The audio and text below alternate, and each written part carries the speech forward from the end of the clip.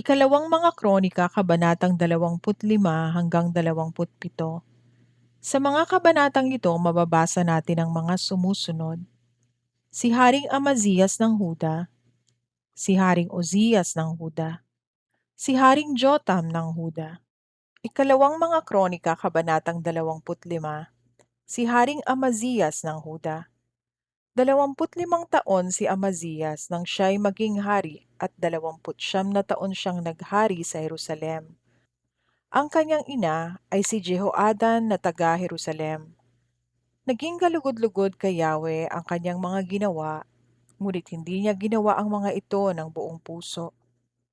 Nang matatag na siya sa kanyang paghahari, ipinapatay niya ang mga tauhan niya na pumatay sa kanyang amang hari. Ngunit hindi niya pinatay ang kanilang mga anak alinsunod sa utos ni Yahweh na nasa aklat ni Moises na ganito ang sinasabi. Hindi dapat parusahan ng kamatayan ng mga magulang dahil sa krimeng nagawa ng mga anak, ni ang mga anak dahil sa krimeng nagawa ng mga magulang. Ang mismong may sala lamang ang siyang dapat patayin. Digmaan laban sa Edom. Pagkatapos tinipon ni Amaziyas ang mga lalaki sa Huda at pinagpangkat-pangkat ayon sa kani-kanilang angkan. Ginawa rin niya ito sa lipi ni Benjamin. Bumuo siya ng mga pangkat na libo-libo at ng mga daan-daan.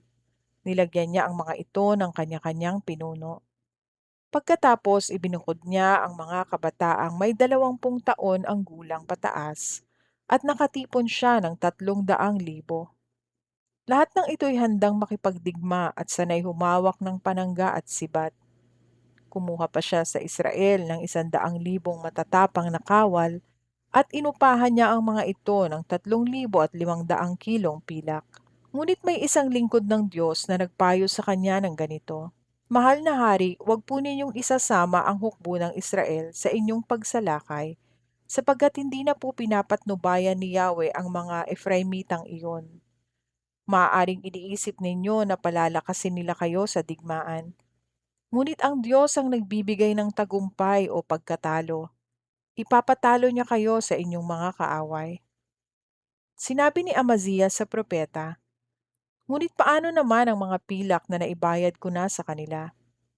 Sumagot ang propeta ng Diyos, higit pa riyan ang maibibigay sa inyo ni Yahweh. Pinauwi na nga ni Amaziah ang mga kawal na mula sa Ephraim. Dahil dito, lubha silang nagdamdam at umuwing galit na galit sa mga taga-Huda. Lumakas ang loob ni Amazias at sumalakay sila sa libis ng asin at may 10,000 mga kawal ng Edom ang kanilang napatay. Ang 10,000 pa na kanilang nabihag ay dinala nila sa itaas ng bangin at inihulog mula roon, kaya namatay ang mga itong bali-bali ang mga buto. Ang mga kawal naman ng Israel na pinauwi ni Amazias ay sumalakay sa Huda mula sa Samaria hanggang Bet-Horon. Pinagpapatay nila ang 3,000 mamamayan doon at nag-uwi pa ng maraming samsam. Pagkatapos nilang malupig ang mga Edomita, kinuha ni Amazias ang mga Diyos-Diyosa ng mga ito at dinala sa Jerusalem. Kinilala nilang Diyos ang mga iyon, sinamba at hinandugan. Ikinagalit ito ni Yahweh, kaya sinugo niya ang isang propeta at sinabi kay Amazias, bakit ka sumamba sa mga Diyos ng ibang bansa na hindi nakapagligtas sa kanilang sariling bayan mula sa iyong kapangyarihan? Nagsasalita pa ito'y sinabi na sa kanya ng hari, kailan pa kita ginawang tagapayo ko? Tumigil ka kung ayaw mong mamatay. Bago tumahimik ang propeta, sinabi muna niya ito, alam kong pupuksain ka ng Diyos dahil sa ginawa mong ito at dahil hindi ka nakinig sa aking payo. Dinigma ang Israel. Si Amazias na hari ng Huda ay nakipagpulong sa kanyang mga tagapayo. Pagkatapos nagpadala siya ng mensahe kay Joas na hari ng Israel, na anak ni Joahaz at apo ni Jehu. Hinamon niya ito ng labanan. Ito naman ang sagot ni Joas na hari ng Israel. Ang dawag sa Lebanon ay nagpadala ng sugo sa sedar ng Lebanon upang sabihin, ang anak mong dalagay ipakasal mo sa aking anak. Ngunit may dumaang mabangis na hayop mula sa Lebanon at tinapakan ang dawag. Sinasabi mong natalo mo ang Edom at ipinagmalaki mo iyon. Mabuti pa'y tumigil ka na sa bahay mo. Bakit lumilikha ka ng gulo na ikakapahamak mo at ng iyong bayan? Ngunit hindi ito pinansin ni Amaziyas sapagkat kalooban ng Diyos na mahulog sa kamay ni Joas ang Huda bilang parusa sa pagsamba ni Amaziyas sa mga Diyos-Diyosa ng Edom. Nagharap sa labanan si Haring Joas ng Israel at si Haring Amaziyas ng Huda sa Bet-Semes na sakop ng Huda. Natalo ng Israel ang Huda at ang mga kawal nito'y tumakas pauwi. Ngunit nabihag ni Haring Joas si Haring Amaziyas at dinala ito sa Jerusalem. Winasak ni Joas ang pader ng lungsod mula sa pintuang Efrem hanggang sa pintuan sa sulok, mga 180 metro ang haba. Sinamsam niya ang lahat ng ginto at pilak at mga kagamitan sa templo ng Diyos na nasa pag-iingat ng mga anak ni Obed-Edom. Sinamsam din niya ang mga kayamanan sa palasyo at nagdala pa siya sa Samaria ng mga bihag. 15 taon pang nabuhay si Haring Amaziyas ng Huda mula nang mamatay si Haring Joas ng Israel. Ang iba pang mga ginawa ni Amaziyas mula pasimula hanggang sa wakas ng kanyang paghahari ay nakasulat sa aklat ng mga hari ng Huda at Israel. Mula nang sumuway siya kay Yahweh, nagkaroon ng sabwatan sa Jerusalem laban sa kanya, kaya tumakas siya patungong Lakish, ngunit sinundan siya roon at pinatay. Ang kanyang bangkay ay isinakay sa kabayo at inilibing sa libingan ng mga ninuno sa lungsod ni David. Ikalawang mga kronika, kabanatang 26. Si Haring Uzzias ng Huda. Ginawang hari ng buong Huda si Uzzias sa gulang na 16 bilang kahalili ng namatay niyang amang si Amaziyas. Sa panahon ng kanyang paghahari, nabawi niya ang lungsod ng Elat at muli itong itinatag para sa Huda. 16 taong gulang si Uzzias nang maging hari at 52 taon siyang naghari sa Jerusalem. Ang ina niya ay si Jecolias na taga-Jerusalem. Si Uzzias ay naging kalugod-lugod kay Yahweh tulad ni Amaziyas. Habang nabubuhay si Zacarias na nagturo sa kanya na matakot sa Diyos, naglingkod siya ng tapat kay Yahweh at pinagpapala siya ng Diyos. Sinalakay ni Uzzias ang mga Filisteo at winasak ang mga kuta sa Gat, Habne at Asdod. Nagtayo siya ng mga lungsod sa nasasakupan ng Asdod at ng mga Filisteo. Tinulungan siya ng Diyos laban sa mga Filisteo at mga Arabo na naninirahan sa Gurbaal at laban sa mga Meyonita. Nagbabayad sa kanya ng buwis ang mga Amonita at nakilala siya hanggang sa Ehipto dahil sa kanyang kapangyarihan. Nagtayo rin siya ng mga kuta sa Jerusalem, isa sa may pintuan sa sulok, isa sa pintuan sa libis, at isa sa panulukan ng Zion at ng Ophel. Nagpagawa rin siya ng mga toreng bantayan sa ilang at nagpahukay ng maraming mga balon para sa kanyang mga kawan sa mga paanan ng burol at sa kapatagan. Palibhas ay mahilig siya sa pagbubukid, kumuha siya ng mga magsasaka sa kanyang bukirin at mga tagapag-alaga ng ubasan sa kapatagan at kaburulan. Si Uzzias ay mayroon ding hukbo ng mga kawal na handa sa labanan. Nasa ilalim ito ng pamamahala ni Hananias. Nahahati ito sa maraming pangkat ayon sa listahang ginawa ni Jael na kalihim at ng tagapagtalang si Maasiyas. May 2,600 pinuno ng sambahayan ang namamahala sa kanyang hukbo.